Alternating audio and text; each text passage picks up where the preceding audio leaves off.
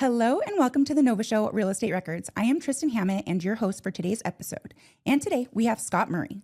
Scott isn't just a top performing Utah realtor, he's also a licensed appraiser with a knack for demystifying the real estate process and adding serious value to his clients' bottom lines.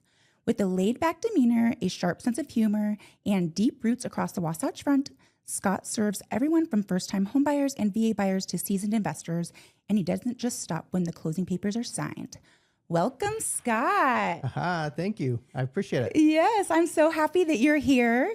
Yeah. I met him at a Real Producers event, and Marissa introduced us. Yeah. Yeah, and then I just gave him a call. I'm like, hey, Let's talk. Right? Yeah, let's talk. I love it. So, okay, Scott, where are you from, and then how did you get into the real estate world? Oh, that's a good question. So I'm originally from Salt Lake County. Actually born and raised in Murray, and my last name is Murray, and everybody seems to think that's pretty funny, but whatever.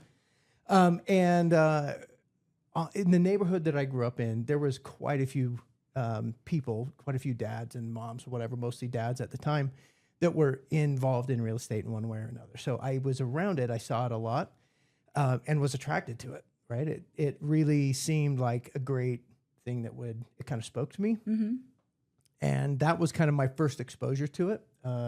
It was like that little thing that gets stuck in your brain and it never went away. It was just always there in my head for a long time. Okay. Yeah. So when did you decide to get licensed? I was first licensed when I was 21. So in 1995, I got my license. Wow. Yeah. Yeah. I was a young buck. Oh. And yeah. But I was still living at home, living in my parents' house. And had never owned my own house, had never leased my own property. Like, I didn't know what I was doing. I mean, I really, at that point of life, I got licensed and I went out and sold one condo.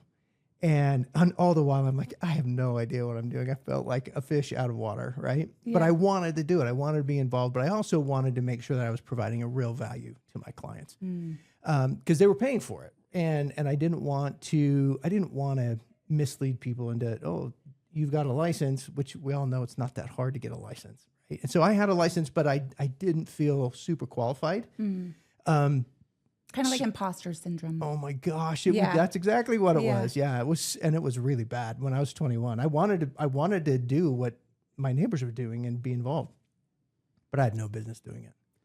So I went into I closed that one deal and it was awesome and I liked it, but I also felt like I needed to kind of grow a little bit. And so I went back into our family business and just kind of worked in our family business for a long time and learned sales and management and marketing and all that kind of stuff. Okay. Useful tools. Yeah, those are all good things. Yeah, those are all great things for real estate. Yeah, for sure.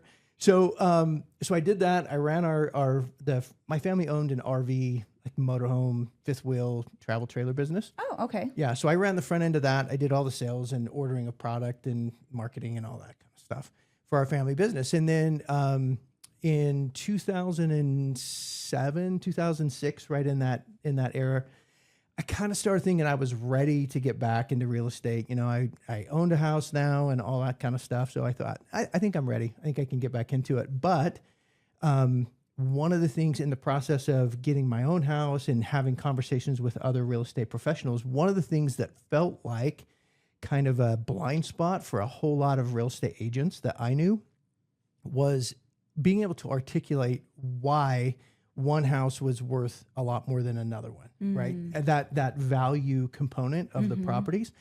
It felt to me like that was a real hole in the market. And a lot of people that even though they had a license, they were selling homes, they kind of had a hard time articulating to me anyway, because we were looking at buying an investment property. Okay. And so when I would ask, why is that one worth more than this one? Why would I want to pay another $25,000 for that house as opposed to this one? And it was hard to get a real clear answer. Mm-hmm. So I thought, all right, well, I'm going to get back into real estate, but I want to come with like all of the tools in the toolbox really ready to go. Right. Yeah. And in my experience previous to that, with other agents, that couldn't articulate value to me very well. I thought I need to get really good at being able to explain value. And so instead of getting straight into getting my license as a sales agent again, I actually got my appraisal license. Okay. Yeah. And that's where that comes in. Yep. So I took all the classes and became an appraiser trainee. And you don't make anything as an appraiser trainee. Like, I had a bunch of kids and a wife and a family, and it was like, holy smokes, like there's no money in the learning stages of being an appraiser, but there was a wealth of information there. Right. Like, it's made me so much better as an agent, being able to serve my clients and advise them and help them understand all the nuances of different properties. So I did that exclusively during the downturn, right? In 2008, like, it was dicey. And so I started to understand when the banks wanted to know, hey, what's a disposition value versus a full market value? And if we want a 30-day disposition value versus a 120-day disposition value. And so we worked with all of the big banks, all the national banks, lots and lots of builders, and every kind of property, from commercial property, trophy condominiums downtown, super fancy Park City properties, development land that was partially built and some of it that wasn't. I mean, I learned it all. Yeah. And that was invaluable. That's the word that was in my head. Invaluable. Yeah. Yeah. So even though I wasn't getting paid very much, I mean, I was getting paid, but not very much. Yeah. So, but it's paid off. It is paid off. Yeah. For sure. Yeah. It's been good. Wow. That is such a cool story. So were you ever like officially an appraiser and that's all you did, or no? Yeah. Yeah. Yeah. So from 2008, when I got in, I just did that exclusively for 4 years. So that's all I did every day. Oh, okay. So it wasn't just a trainee and then, okay. No, I was licensed, and I had a couple of very, very good mentors that taught me a ton. They really taught me an awful lot. And I owe a lot of the knowledge that I have to a couple of guys that here in the Valley that helped me a lot. Okay. So then you get back into being a licensed agent. Mm-hmm. And then how does I guess it would be like your second deal technically, right? Because you already had your condo sale. Yeah. So how did you get the second sale?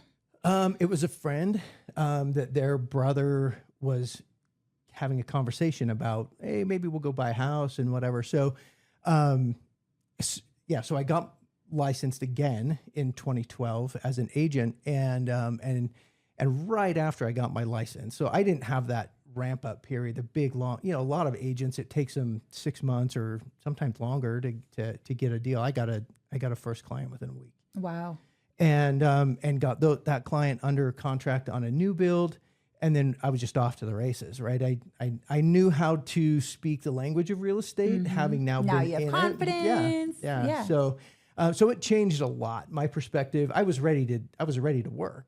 And I felt like I was no longer an imposter. So 2012 to 2017, I kind of juggled both appraisal and brokerage side of the business.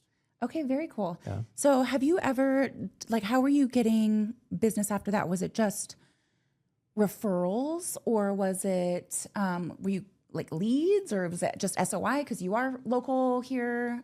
A little of all of those things, really. Okay. The majority of my business came through SOI, though.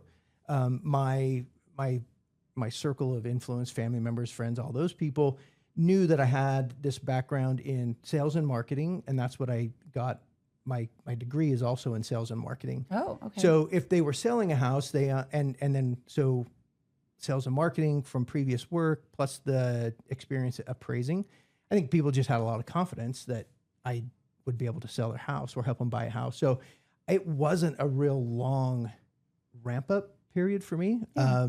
And so it happened pretty quickly. So a lot of gratitude for my sphere and my circle of influence for trusting me right from the jump. But also, I definitely got some leads from open houses. I said a lot of open houses. I knocked a lot of doors. Were you knocking doors to invite to the open houses? Yeah, okay. For sure. Okay. Yeah. Just going to knock random doors for people. Hey, do you want to sell your house? Like, that seems like a crappy way to go about life. And I'm sure it's much easier to invite someone to an sure. open house. Yeah. If I was an agent, I would definitely sit open houses. That'd be the way to go. Yeah. And I've made a living off of that. I mean, that's a big pillar in my business. I still do open houses. Wow. Yeah, That's awesome. Okay. And that, okay, I'm asking this question because I recorded a podcast with another agent and she doesn't sit her own listings. She said, because she said that it's like, she feels like she can't represent her seller to the best if she's trying to find a buyer. Interesting. Okay. I had never heard that before, so I was just wondering if you sit your own. I absolutely sit my own. I'm there working for my seller, working hard for my seller. Absolutely, yeah. Okay.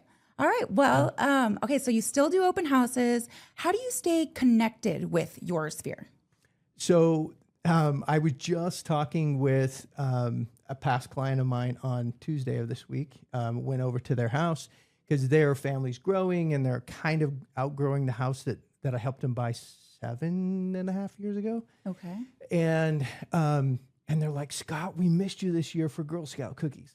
So every year in the spring, I go buy a boatload of Girl Scout cookies, and I personally take them around to the majority of my clients, right? As many as I can. Yeah.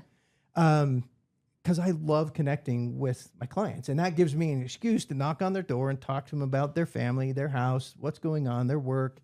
And you're helping the Girl Scouts. Yes. And you know what? If anybody that's listening that wants to buy Girl Scout cookies, go directly to the Girl Scout office if you don't want to buy them from the local girl in the troop.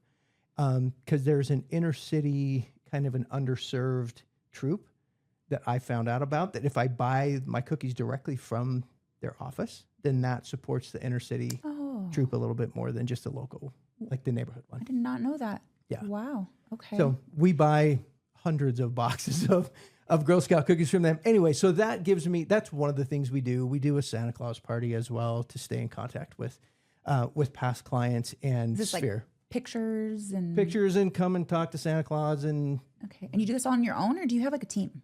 That's just me. Just you? Mm-hmm. You put this together? Mm-hmm. Wow. I mean, my wife and my daughter help with a lot of that stuff, but so yeah, I mean, shout out to them for doing a lot of the heavy lifting for those things, but but I don't have a team outside of the support I get like from my wife and my daughter when they help. Okay. So. Do you have a TC? Sometimes. Yeah. Okay. Yeah. It depends. Like when I get, I really like being a solo agent. I think I mentioned that to you the first time we met. Like I'm just a solo agent. I don't have a big giant team. And when I know I've got, so at the brokerage where I'm at, they have kind of TC on demand, right? So if I start to feel like, oh my gosh, I got 6-8 closings this month and I can't handle all of that plus the other parts of the business, then I have them help out. But if I've got, 3 or 4 or 5 closings, I can handle that and it's fine. Okay. So about how many transactions, like you don't have to answer this. I mean, it's kind of like personal, but about how many transactions a year do you try to aim for? Do you have like goals that you set or not really? Yeah, of course. Yeah. Yeah. And it's, for me, it's as much about, can I serve my clients at a high level and still hit my production goals? And it's super easy for me to be able to sell 35-ish houses a year and provide a real high touch, it's an intense experience for buyers and sellers. And I like to be involved in that. Like I really enjoy that part of the business. And so I want to be the one that's involved with it. I don't want to hand them off. Right. And so I can do that at 35 to 40 transactions and not lose a lot of sleep over feeling like, oh my gosh, I'm forgetting half of my clients. Okay. So that's the goal. And if it feels like it needs to grow, it can. I mean, I've got time in my day to be able to do more than that. But I can run a business at that level without pulling my hair out. Okay. My time is valuable. That's a lot. 35? Yeah, to have flexibility to go watch my kids play tennis and go on date night and do all the things that I want to do with my family. Yeah. Like that matters to me more than just one more transaction does. So I can operate in that window without a problem. That's amazing. That's fun. Okay, so let's talk about marketing. Do you do marketing? A little. You have a really nice website. I did see that. Yeah, thank you. So what does your marketing look like? Are you on social media? Yeah. Actively? I think so. I mean, what do you consider actively? Tell me Like, that. are you posting every day, once a week? I would say I probably average 3 or 4 times a week. Oh, okay. So on That's good. Instagram, I like Instagram. I like that platform a little better than some of the other ones. And so I'm on Instagram a little bit more and Facebook, but Okay. probably need to spend a little more time on some of the other ones. But no, and I'm pretty active. I mean, people will reach out pretty frequently on there for, with questions, or they'll ask about, I just posted about, I've got 4 land listings today, and I posted about them this morning, and a couple of people have reached out, hey, worried about this one, and tell me about that one. So, okay. So it's, that's a pretty good tool. And then I run solo ads for the properties that I've got listed, mostly through the meta platforms as well. Oh, that's nice. That's what we do too, as you saw. Yeah, you guys are all over my feed right now. You gotta get out of my feed. It's working. Yeah, it's doing it. Okay, so, well, are you posting about just your listings, or are you posting about personal stuff as well? I would say it's probably, so my handle is Scott Murray Homes, right? So it really is a professional. That's my professional site. Okay. So I would say it's probably 75 or 80% work related. And I just lost my dad a month and a half ago. Oh, I'm sorry about that. Yeah. And so I posted about that. We posted a couple things about that. And then I'll also, when my daughter got married last year, so big things I post on there that are family and not business related, but mostly it's business. Okay. Yeah. Okay. So how do you, I know this is like the $1 million question, how do you balance, because it sounds like you do a good job of being able to still be present with your family, make sure that your wife is loved, and Sure. 35 transactions a year, that's quite a bit to handle. How do you balance the two? I think I try to have systems in place. Anything that you've got to do more than twice in your year, then I think you really ought to try to have that systematized a little bit. And so that's what, and I know there's people at our brokerage that do far more transactions than I do as a solo agent. But that was one of the things I learned. Like, if you're going to continue to do the same thing again and again, put it behind a system so that you don't wear yourself out spending time doing the same thing. So balance. When do you think you figured that out? A while ago. A while ago? Yeah. Okay. Yeah. So you have like a process, and this is just how it goes every single time. Yeah. And my listings, when I get a new listing, it goes through the same process. And the listings are very different, right? A land listing versus, multi-million-dollar property or something like that. The process is the same, even though the listing is very different. Mm-hmm. So, and then buyers, I kind of take the buyers through this. They've got their own I have a process that I take all my buyers through. Same. Okay. All right. So, okay, back to the marketing piece. Do you send out mailers? Do you call? Not very often. No. So it's the cookies and the Santa. So it's kind of like the beginning and of the social media and the social media stuff that I do. Yeah. I do run ads, just other ads for my business to try to bring in new business as well. I mean, it's not just on my circle of influence. Okay. So I get several transactions a year from the other marketing pieces that we do as well. But I hate having my phone called all the time, right? Just from random people trying to get me to do stuff. And so I don't make it a habit of doing that to other people to try to find business. I try and attract the business to people that will look at my Google reviews or my social media accounts, or they'll find me however they find me. And if it speaks to them, I want to work with those people. I don't want to try to, force a round peg.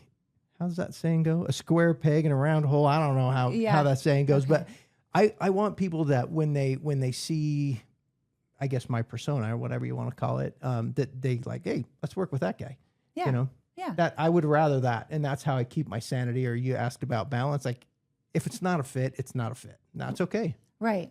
So let's say on weekends, if you have a tennis match to go to, do you have the conversations with your clients up front? Like, hey, I can get back to you like right after I've got my daughter's tennis. Are you telling them your personal things, or not normally? No. Okay. I mean, it's most of the time people understand. I mean, because that's part of that intake, that client intake conversation. Is like, I have other clients, and I want to give them my full attention when I'm with them, and other things that I'm involved with.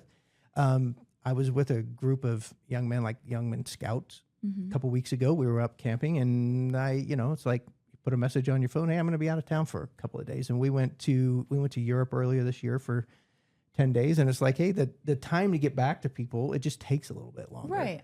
And most all of my clients are super cool about it, Yeah. right? Like, they understand, like they're humans too. Yeah, they have a life, and they don't want to be bugged by people outside of their world. And my clients are certainly not bugging me to call, but if it takes me a minute to get back to them, they're all super cool with it. Yeah, right? they understand. Like, and that's part of that intake that we talk about. Like, if my system works, that's awesome. Let's see if your system works with me and mine works with you. Let's do business together. Yeah. And usually it's a yes, right? It works well. Okay, I love that. Yeah. So, has there been a situation? I'm sure there's been many, but has there ever? Can you think of like one transaction where your appraisal knowledge came in handy? Sure. Like, probably a lot, huh? Yeah. As soon as I was asking that, Yeah. I'm sure that's helped a lot. Yeah. So there's been a couple of them in particular where, when the market was really running up, so like all the way back to 2018 and 2019, I mean, it really got ridiculous in 2020 and 21 and 22 when people were going way over. But at that point, everybody was waiving appraisal. Not everybody. A lot of clients were waiving appraisal conditions.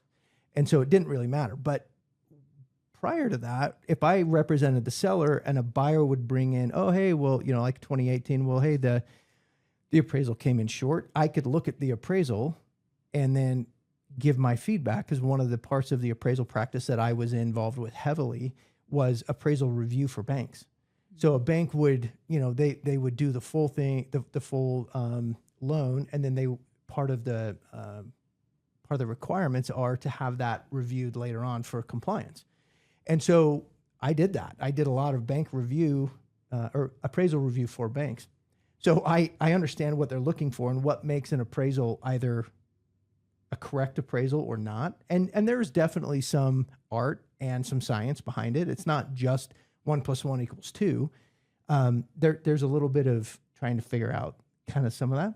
So I can look through an appraisal and go, oh, well, they added this here, but not on all the lines. And so trying to break that down and try to understand it. And so we would then present a counter argument back to the other side and say, hey, based on the appraisal that you gave us, there's some flaws in that we would like the appraiser to consider. Okay. And then we would present that instead of going, oh yeah, well, you didn't pull this comp, or just an emotional vomit on people. Right. It was a practical, here's the reasons why you adjusted it at X dollars per square foot, and it should have been Y based on appraisal practice. Okay. So we would like you to go back and use standard appraisal practice based on what we see normally happening, and when we would point some of those things out. So yeah, we got a lot of deals closed that maybe it would have blown up in our face. Wow, that's cool. So it worked. It's really helped. Yeah. And usually the biggest beneficiaries from that, of course, are my clients. Mm-hmm. Of course. Yeah. Okay, what has been your favorite part about real estate? Oh man, you should have told me you were going to ask that. I really look at it as a way to build wealth for clients. And I should know the numbers for this, but I don't. But people who own real estate, even if it's just your primary home, if it's not an investment property, have so much higher of a net worth after 10 years than those who rent for 10 years. Mm-hmm. And I love that. I love seeing people get ahead. Like, this is the American dream. Right. And I want to be a part of that. I want to help my clients and people be able to achieve that. And I'm sure the couple with the family that's growing that you're helping out 7 years ago. Yeah. Like, I'm sure they have a ton of equity right now. So much equity. Yeah. And they were paying rent at the time, which was about what their mortgage payment was. Mm-hmm.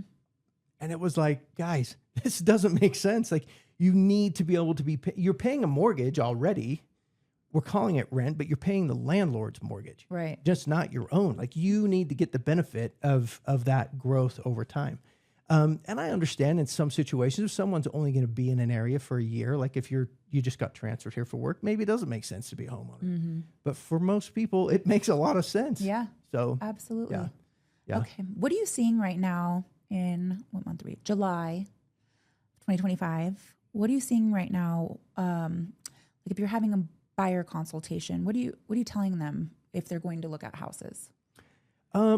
I'm telling them, look, we need to look at the underlying asset, right? Because we may go look at a home that's listed for $850, and a seller might have some delusion that that's what the house is worth, when in full reality, it might only have a value of $775 or whatever. And so I'm telling them, don't get super excited about a property just because you see it, and like we need to figure out what the value of the house is, and also, I'm telling buyers, like, it is a great time to buy, like a very, very good time to buy. Yeah, I get it that rates are a little bit high right now, higher than what they were a few years ago, but historically they're average or even a shade under average. Yeah. And so I'm advising them, like, let's really, really make sure that this is the house you want, because it's not like 21. If you bought a house in 2021, and you feel like you made a mistake and you're like, actually, I really hate this neighborhood, or it's a longer commute than I thought it was going to be. People were just buying houses because they're getting offered out. Yeah.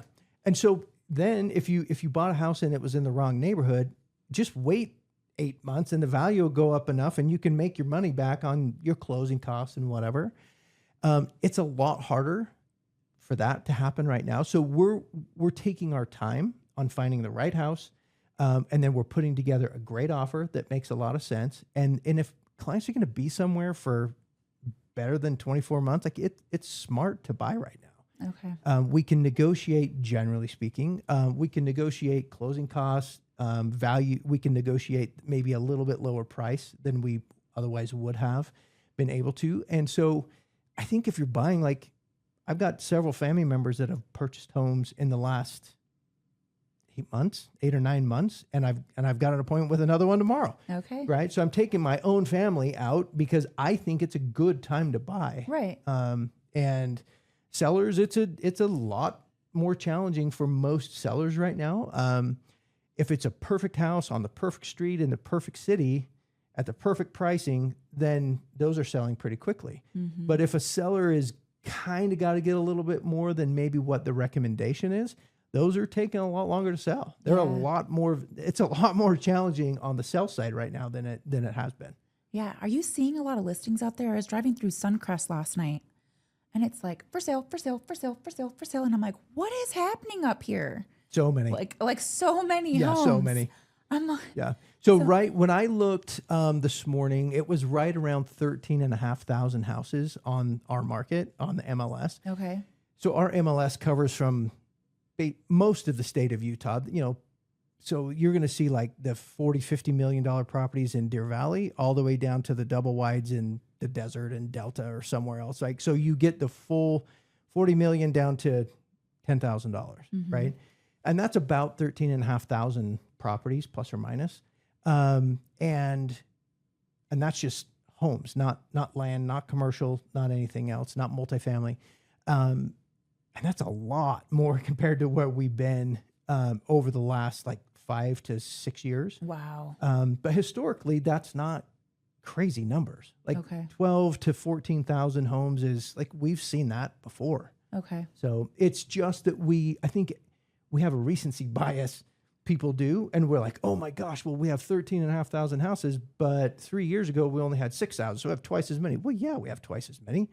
But it was crazy a couple years ago. So we can't compare it to well, and then outlier. Somebody was saying, hey, forget where I heard this, but there might have been actually more homes, but they were just like, there were so many closings happening that they like weren't, they weren't all these listings at the same time, right? Right. Because they were all going under contract so much. Yeah. So well, I think that, and builders now are putting more of the homes that they build on the MLS, where, 3, 4, 5 years ago, the builder would put 2 houses on the MLS, and they had 15 others to sell off of those 2 that were on the MLS. Gotcha.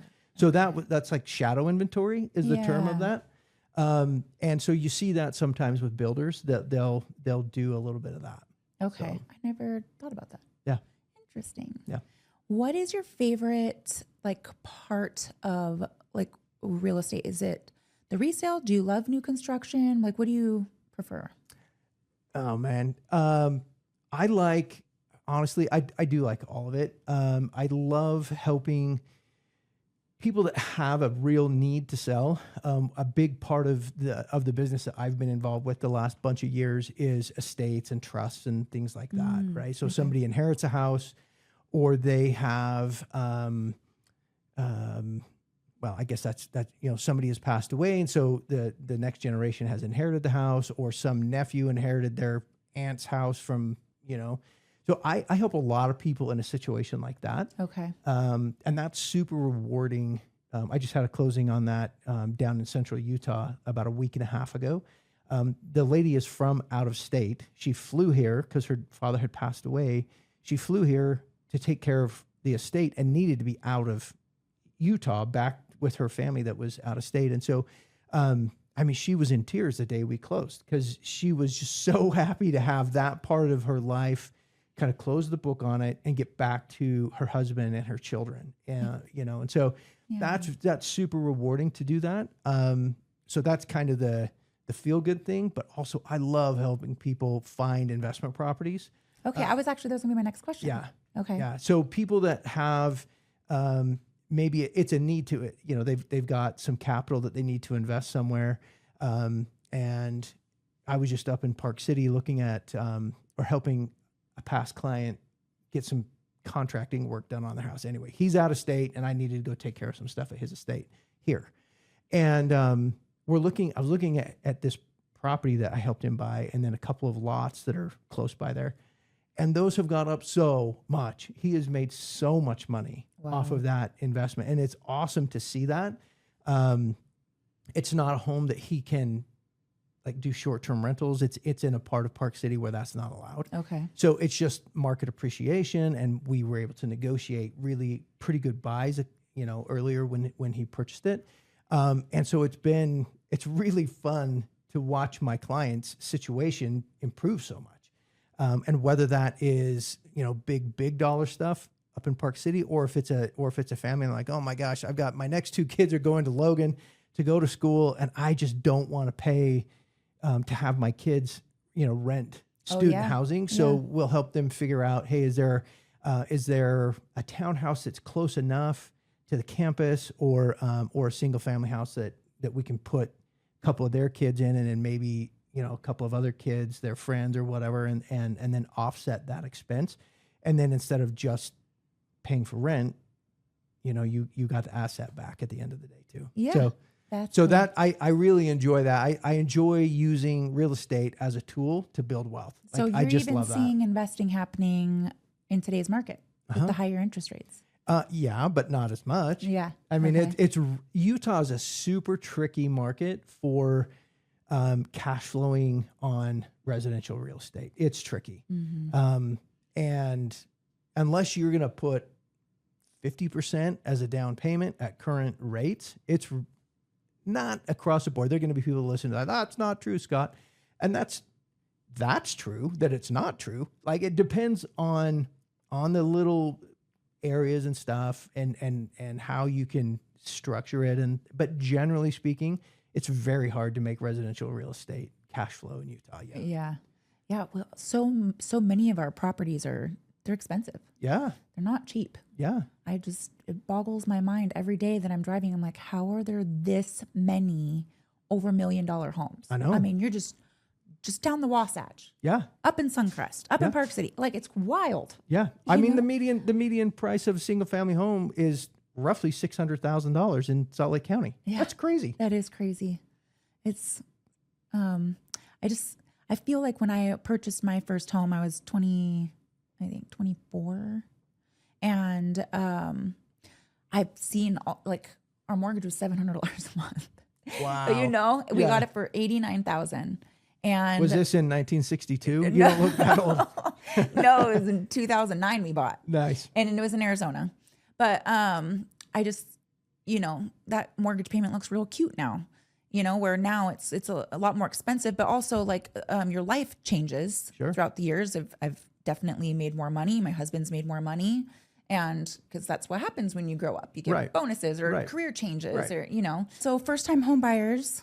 Right. And so what I was going to tell you is I've got a lender that I do a lot of business with, and we do a co-branded first time home buyer. And it's not just for first time home buyers, but anybody that's maybe been out of the market for a little bit or kind of wants a refresh. Maybe they own their own house, but it's been 25 years since they've bought, and they want to refresh on, hey, what do we need to look for? And so with this lender, we do a fair amount of having conversations about, hey, what programs are available to help buyers, right? Not just first time home buyers, but buyers in general, to be able to afford a home in the market the way that it is. And there's a handful of different things that are available. And I don't usually believe what I see on the internet. Oh, hey, well, you can get this for free and that for free. And there's usually strings attached with anything that, that someone is broadcasting that, oh, hey, it's just free money everywhere. But between he and I, we've got a lot of experience on how to approach that side of things and helping, especially first time home buyers or buyers that have just been out of the market for a while, to be able to accomplish their goals of home ownership again. Okay. And so what kind of like programs have you seen? So for vets or, the VA loans are still pretty good.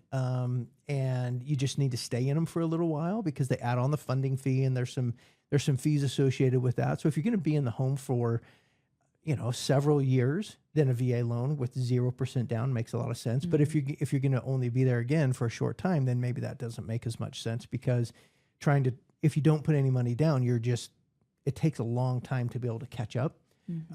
And so VA loans are actually still pretty good. We do a lot with those. And then there's some USDA funding if you're kind of out in some parts of Tooele County, southern Utah County. There's some different places, not right in Salt Lake County, where we can find some deals with that. There are grants and just different ways to try to take advantage of some smaller opportunities to try to help. Hey, if we can just get $5,000 over here to try to help with closing costs and different things. So there isn't just one. So we really do try to tailor the buying process to each client. So it depends on where they want to be, and then we go look for what's available. Okay. Did you know, no, you didn't know this. So I didn't know that you could borrow against your 401k as a down payment until I started working in this industry. I mean, I was in this industry for years. Yeah. And I had already purchased 2 homes and did not know that you could borrow against your 401k without paying a penalty. Right. That's pretty cool. Right. And there's a lot of different ways to try to structure things to make it make sense. One of the you asked about, like, who do I like to help or how do I like to help? If you have a little bit of money sitting in a 401k, you can use some of that money to buy investment property, a down payment on investment property, and different things like that. So, and then you've got the opportunity for leverage on an investment property, and then you can 1031 that. Like, the snowball that can happen within real estate investing, and even if it's just even your own house. I mean, if you're a single person, and the value of your house increases $250,000, that capital gains, you don't pay tax on it. If you're married, it's $500,000. So it's a pretty good way to be able to to realize some gain there in a tax advantaged way. Yeah, so we like to try to help people realize it's not just, hey, I can afford $2,800 a month for this rent or $2,900 for that house payment. Like, what are all of the pieces of the puzzle? How do we put them together? And that's one of the things that with the other professionals that I work with, I think we're pretty good at trying to put those pieces together on an individual basis for clients. Yeah. It's okay. fun. That's great. Yeah. Okay. So, we're running out of time here. Yeah. So I want to ask you, what is like one piece of advice you would give to your new agent self? First or second time? Yeah. Well, the first one would have just been to stay with it. Okay. Forget the imposter syndrome. Yeah. And that's probably a similar thing I would tell to any new agent. But you know what, though? Had you not, you wouldn't have all this knowledge because you probably wouldn't have gone. It would have taken me, I think, way longer Yeah. to get the traction. And I probably wouldn't have stuck with it long enough. Yeah. So, but I would tell new agents, like most agents that are seasoned, that have done, that have hit all the different marks and all whatever, they've had a good career.